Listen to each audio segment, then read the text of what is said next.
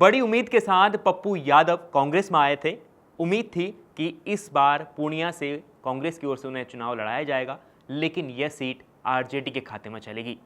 बिहार में सीटों का बंटवारा हो चुका है इंडिया गठबंधन का, और जो बड़ी खबर इस वक्त आ रही है कि पप्पू यादव को खाली हाथ होना पड़ा है, क्योंकि वो लगातार जिस सीट से कोशिश कर रहे थे कि वहाँ से उन्हें टिकट दिया जाए, वहाँ से वो चुनाव लड़ने की कोशिश कर रहे थे, वो सीट जो है वो कांग्रेस के खाते में आई ही नहीं, बल्कि वो आरजेडी के खाते में आ गई। तो कहाँ कितनी किसको सीटें मिली है ये मैं आपको बता दूं। तो कुल 40 सीटें हैं लोकसभा के बिहार में, और इन 40 सीटों में से आरजेडी 26 सीटों पर चुनाव लड़ेगी। कांग्रेस के खाते में 9 सीटें हैं और 5 सीटों पर लेफ्ट चुनाव लड़ेगी। ये जो सीटें हैं, और सबसे बड़ी बात है पूर्णिया की सीट, क्योंकि कुछ दिन पहले ही पप्पू यादव ने अपनी पार्टी का विलय जो है वो कांग्रेस में कर दिया था। उन्हें उम्मीद थी कि जो पूर्णिया की सीट से वो चुनाव लड़ेंगे, लेकिन वो सीट जो है वो आरजेडी के खाते में चलेगी। ये बड़ा झटका यहाँ पर लगा। इसके साथ साथ एक बड़ा झटका ये भी है, कन्हैया कुमार को भी बड़ा झटका लगा है। इस प्रकार की खबर आ रही है कि कन्हैया कुमार को भी बड़ा झटका लगा है, क्योंकि कन्हैया कुमार की जो सीट है बेगूसराय, पिछली बार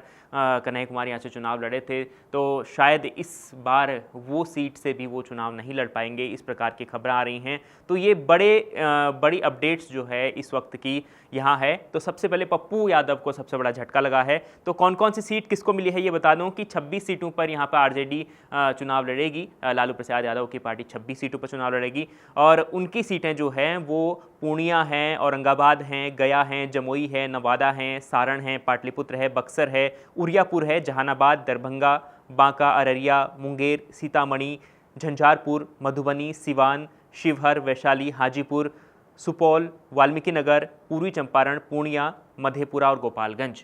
तो इस सीटों पर राजद चुनाव लड़ेगी, यानी आरजेडी। इसके अलावा कांग्रेस को कौन सी सीटें मिली हैं देखिए, किशनगंज मिली है, कटिहार मिली है, समस्तीपुर मिली है, पटना साहिब मिली है, सासाराम मिली है, पश्चिमी चंपारण मिला है, मुजफ्फरपुर मिला है, भागलपुर मिला है और महाराजगंज मिला है। यानी पिछली बार जहां से कन्हैया कुमार बेगूसराय से चुनावी मैदान में थे, तो बेगूसराय इस बार सीपीआई के खाते में गया है। हालांकि पिछली बार सीपीआई से चुनाव लड़े थे कन्हैया कुमार, लेकिन अब वो कांग्रेस में है। लेकिन सीपीआई जो बेगूसराय जो सीट है वो सीपीआई के खाते में है, कांग्रेस के खाते में नहीं है। यानी यहाँ से कन्हैया कुमार भी चुनाव नहीं लड़ सकते हैं इस बार। तो इसके अलावा जो लेफ्ट पार्टियाँ हैं उसमें से मैं आपको बता दूं कि आरा, नालंदा और बेगूसराय, खगड़िया, ये सीटें जो हैं ये लेफ्ट के खाते में, कुल 5 सीटें गई हैं। तो कुल मिलाकर सबसे बड़ा झटका पप्पू यादव के लिए था, क्योंकि पप्पू यादव बड़े अरमानों के साथ आए थे कि पूर्णिया से चुनाव लड़ेंगे, लेकिन ये शायद अब मुमकिन नहीं हो पाएगा।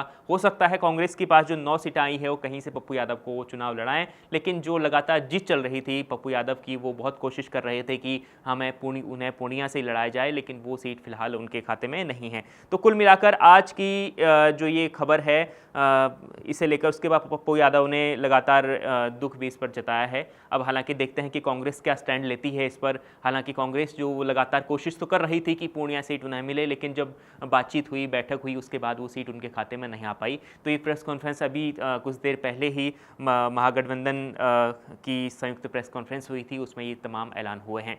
लगातार ऐसी खबरों के लिए देखते रहिए India.com।